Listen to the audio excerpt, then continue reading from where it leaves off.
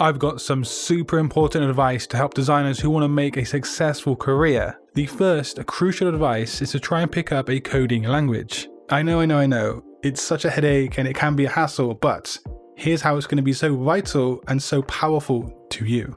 If you can design graphics, then cool. But if you can code, then you have yourself a killer combination that's going to be so appealing to employers. Not only that, but if you are a freelancer or you run your own business, you now have way more potential projects to work on if you can also code. I regret not being able to code. But then again, I've already done and achieved what I want to achieve in this graphic design space. Say for example, you want to make a really elevated and a unique portfolio website. You cannot really do that with templates and web builders. So you probably have to hire someone to code the website for you, which costs time and it costs money. But if you can code, you have complete control over the project. Literally so many doors open up to you as a designer and a creative if you can code. Not to mention that the design world is heading towards a more algorithm-based kind of industry, and you can be at the forefront of that if you have the ability to code. Some languages I like and think are useful would be JavaScript, Python, and PHP. Next, if I was starting out in this graphic design industry today, or I was actually just rising up in the industry, I would for sure take some courses on marketing and business. The design side of things is only half of the game, and dare I say, maybe less than half. What really earns you money as a graphic designer is the ability to market, to sell, and also just the business side of things in general. It's no use having just freelance website accounts or being on social media. You really need to learn how to influence people with your designs and marketing and just become a kind of a master at it. I'm not going to go into detail on this today because it's truly a beast and it should require an entire video on that subject alone.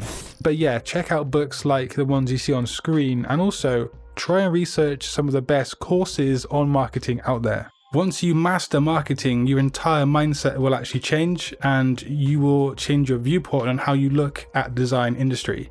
The next thing I'm going to say is something that so many people ignore or they just don't consider.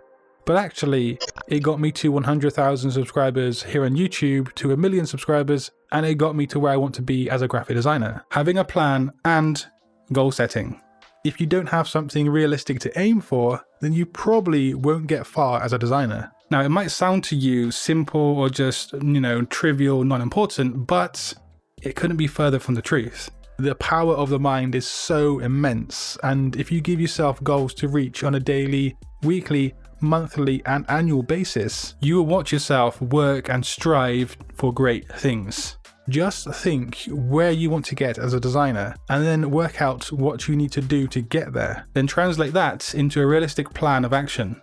And one way I like to keep on track is making sure I'm in the zone when I'm designing. And often for me, that means slapping on some of my favorite music. And the people over at Razvan sent me these awesome walnut cupped headphones. And by the way, they're not sponsoring today's video, they just sent me a free pair to test out and try on video. They really do get me in the zone when I'm designing, and that's mainly because of the passive noise cancellation technology that I actually utilize.